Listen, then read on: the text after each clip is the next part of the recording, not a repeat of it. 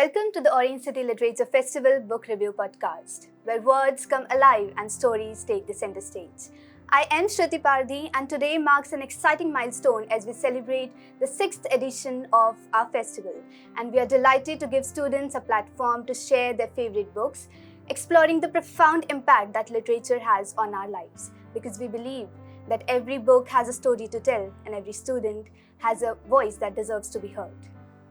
This one is full of magic, mystery, and adventure. With us today is Gargi Duffley, who is a very big fan of this series. So let's just dive right into the world of stories, one book at a time. Hi Gargi, how are you? Hi, I'm pretty great with a little bit of an existential crisis. Okay, so please tell us about this masterpiece that you have read, Keeper of the Lost Cities. The Keeper of the Lost Cities is a pretty underrated book, but a really good one at that. It's about a girl named Sophie Foster who discovers that she's a telepath when she has an accident when she was just 5 years old. She was exceptionally smart with telepathic abilities. She could read people's minds. So one day when she was 12 years old, she goes to a museum for a school trip, and there she meets a guy named Fitz who tells her that she's an elf and that he also has the same telepathic abilities, and he takes her to the elven cities, tells her that the legend of the city of Atlantis, it's real, and that all the stories about and the myths about elves, gnomes, goblins, all these creatures, they're real and not just a myth. Interesting. So speaking about characters, the characters in this series are very compelling. So do you have any favorite character?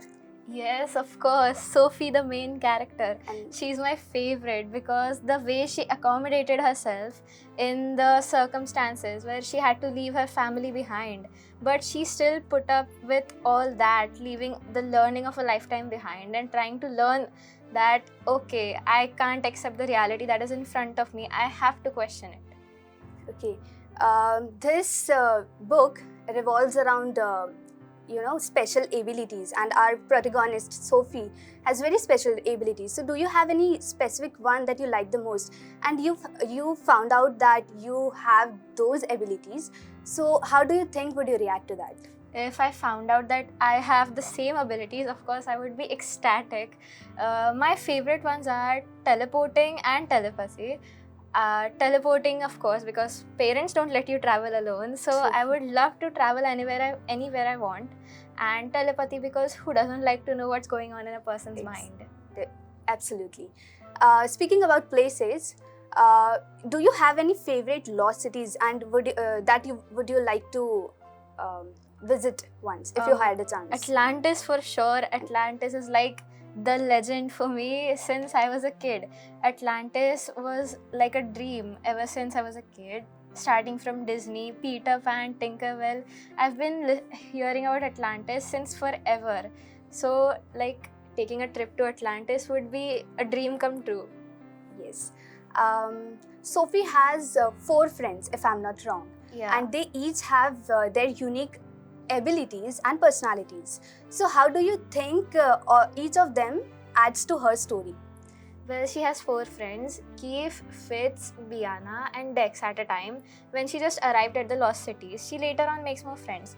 But Biana is like her, she has this girl boss energy when she strides into a room, and she is like this fashion icon.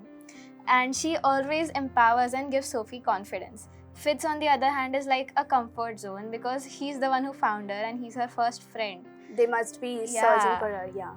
So when they were searching for her, Fitz was like her first friend because she wasn't very friendly with humans. As she was an elf, she didn't really accommodate there well. She always knew somewhere in her heart that she didn't belong there.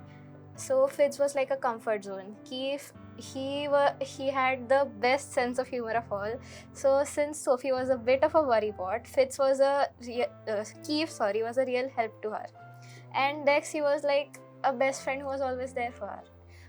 And do you have any friends like Sophie's? Yes, of course I do. I have a friend named Sharanya, Tanishk, and Harish. They're really good and really supportive. Okay, so let's take one last question before we wrap up. What do you learn from the series, and would you recommend this to someone? Yes, of course, I would recommend it to anyone who likes fantasy or fictional books because, well, who doesn't like an existential crisis? It makes you question reality, question everything around you. It makes you want to, like, it gives you the enough confidence to question the things around you, even when the people around you say that you're wrong. It, like, builds your self confidence. Do not be afraid to question reality. Okay, and the author is going to publish the next book in December, if I'm not wrong. Yeah. So, what's that one thing that you are most excited to see in the next book? See, in the recent book she published, she mentioned that Keith, his mother was involved with the rebels, which really shattered the character.